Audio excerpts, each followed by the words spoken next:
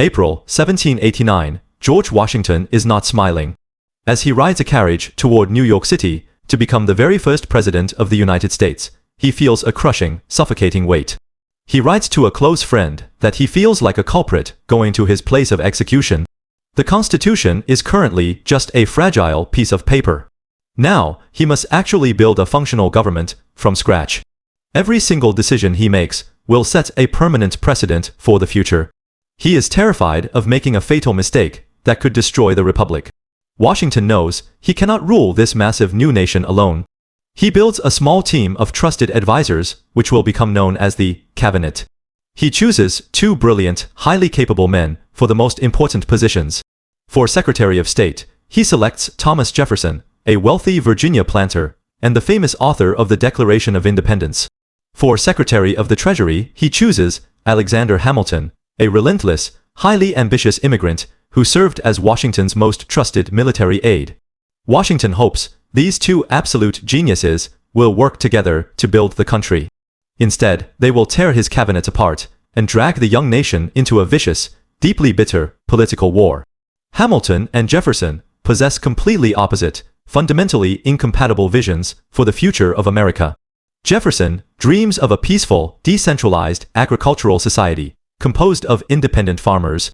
He deeply fears a powerful central government and intensely hates crowded industrial cities. Hamilton dreams of a massive industrial global powerhouse driven by banking, manufacturing, and international trade.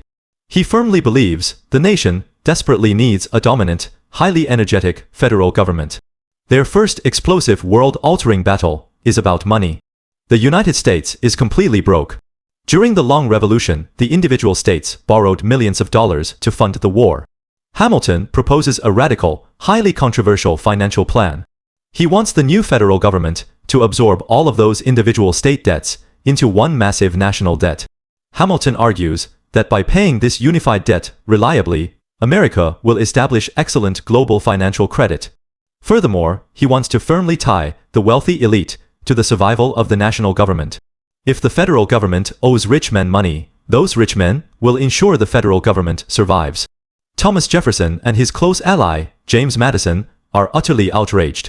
Southern states, like Virginia, have already paid off most of their heavy war debts. They absolutely refuse to let their citizens be taxed to pay off the massive debts of northern states like Massachusetts. Furthermore, Jefferson views Hamilton's plan as pure corruption, designed to enrich wealthy northern financial speculators at the expense of honest southern farmers. The political gridlock in Congress is severe. The newly born nation is already on the verge of total financial collapse and political division. To save the fragile republic, Jefferson invites Hamilton and Madison to a private dinner. In that locked room, fueled by fine wine and sheer desperation, they forge a legendary political bargain. Hamilton finally gets his controversial financial plan. Madison agrees to find the necessary votes in Congress to allow the federal government to assume the state debts. In exchange, Jefferson and Madison secure something highly symbolic and politically vital. The permanent national capital will not stay in the wealthy financial hubs of the northern cities. It will be moved south, built on a humid, undeveloped swamp along the Potomac River. This new capital city will eventually be named Washington. But the fragile peace does not last long. Hamilton immediately launches his next aggressive, highly ambitious move. He proposes creating a massive federally chartered institution to manage the nation's complex economy and issue a unified currency. Jefferson is thoroughly disgusted and deeply alarmed.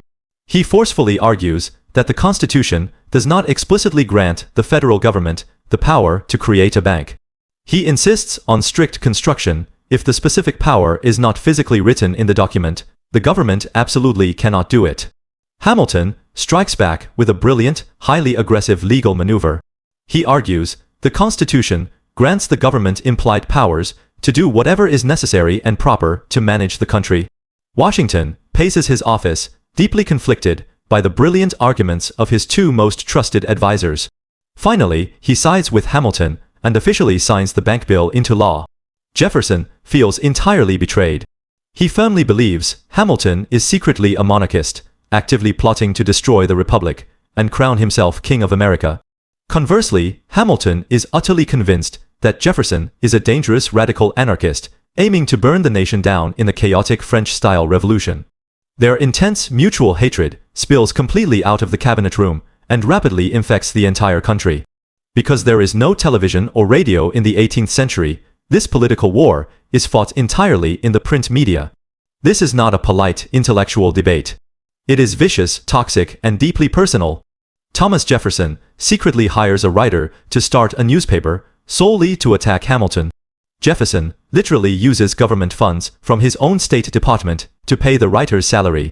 This newspaper relentlessly attacks Hamilton, calling him a corrupt, power-hungry tyrant. Alexander Hamilton immediately strikes back. He funds his own highly aggressive newspaper. Writing under various fake names, Hamilton publishes articles accusing Jefferson of being a cowardly hypocrite who abandoned his country during the war. Washington is heartbroken. He writes letters begging his two brilliant cabinet members to stop tearing the administration apart, but they completely ignore him. The political atmosphere across the continent becomes highly combustible. Meanwhile, Hamilton desperately needs a new source of revenue to pay down the massive national debt he just absorbed.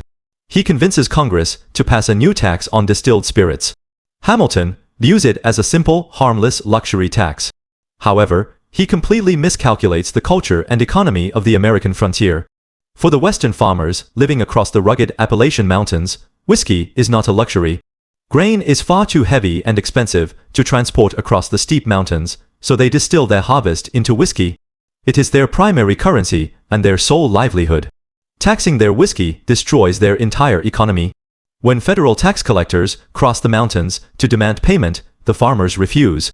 They grab their hunting muskets, assault the government agents, and burn their offices to the ground. The violence escalates incredibly rapidly. Thousands of angry American farmers are forming an armed, highly aggressive rebellion. The very citizens who fought the British Empire for freedom are now aiming their weapons directly at the new federal government. George Washington faces his ultimate terrifying nightmare. He must mount his horse, put his old military uniform back on, and lead an army to crush his own people. We will witness the explosive flames of the Whiskey Rebellion in the next episode. Please like, comment, share, and subscribe to the channel.